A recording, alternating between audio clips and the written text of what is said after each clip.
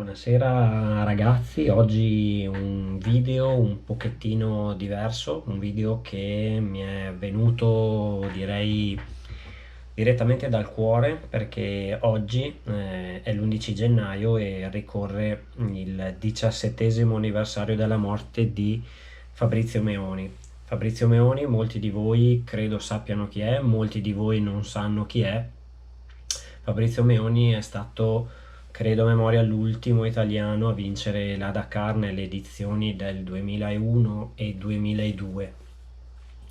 Ha anche avuto altre vittorie, ha vinto 4 Rally dei Faraoni, molte altre corse diciamo africane. Ma perché questo video? Questo video perché è il primo anno in cui gestisco in qualche maniera un canale YouTube ed è stata sempre un mio pallino lui, è uno di quei personaggi minori del motorsport italiano in genere, che però non ho ovviamente conosciuto di persona, ma che documentandomi, sono appassionato di Dakar, mi ha veramente fatto molto pensare al tipo di persona che lui era. Pensate che ha vinto le sue Dakar a circa 44, 45 anni, 43, 44 anni, quindi in epoca molto tarda, diciamo, cioè è arrivato tardi alla vittoria della Dakar. E quella sì, gennaio 2005, dicembre-gennaio, che si è conclusa nel gennaio 2005, deve essere la sua ultima Dakar e sostanzialmente è stata fatale.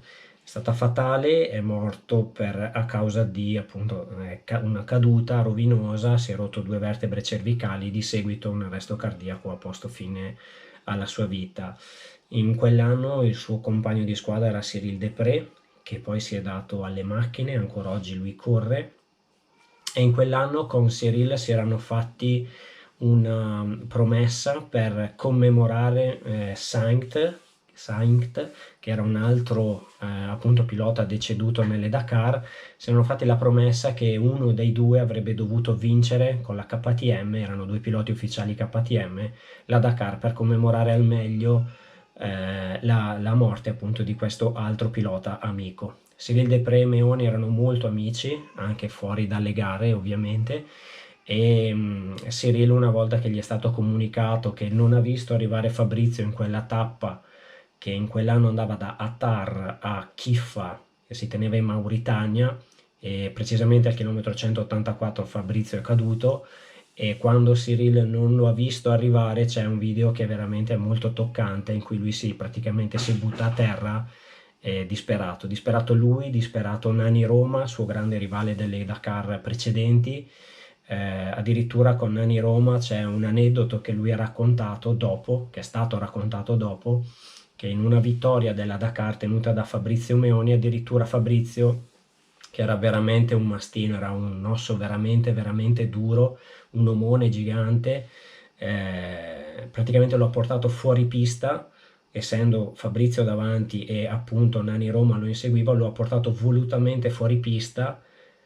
Poi lui ha ritrovato la strada, Fabrizio Meone, Nani Roma è rimasto disperato in mezzo al fuoripista, non trovando più la via. Questo per farvi dire come era bravo, come navigava, come perseguiva i suoi obiettivi. Fabrizio Meoni appunto ha lasciato la moglie Elena, che ha sposato nell'88, due figli, Gioele e Chiara. Mi piace ricordarlo, come vi dicevo, perché comunque è un personaggio secondo me da scoprire, un personaggio ancora vivo, perché lui comunque ha fondato anche diciamo una onlus a suo nome, e ha portato in Senegal appunto ha portato delle costruzioni, ha costruito delle scuole, e lui in Africa ci andava e ci teneva anche quando non ci correva. Per lui l'Africa era proprio la casa, una seconda casa, come lui stesso ha detto. Ed era uno molto caparbio. Adesso ci sono miliardi di documentari, non voglio raccontarvi com'era lui. A me ha lasciato un super ricordo, e più lo conosco, è strano, ma lascia più mi documento e più lascia l'amaro in bocca di dire, caspita, se ci fosse ancora mi piacerebbe comunque incontrarlo, mi piacerebbe vederlo, mi piacerebbe capire di più di che persona è. L'unica cosa che ho potuto fare postuma è andare sul suo, come vedete dall'immagine di copertina, sul suo monumento che trovate a Castiglion Fiorentino, che è il suo paese natale appunto. Eh, Questo è il mio ricordo per lui, che pubblico oggi in occasione della sua 17° anniversario dalla scomparsa, e spero che questo ricordo, insomma, in qualche maniera gli arrivi. Io vi ringrazio per avermi seguito. Dal Tigerista è tutto, una buona serata. Ciao ragazzi.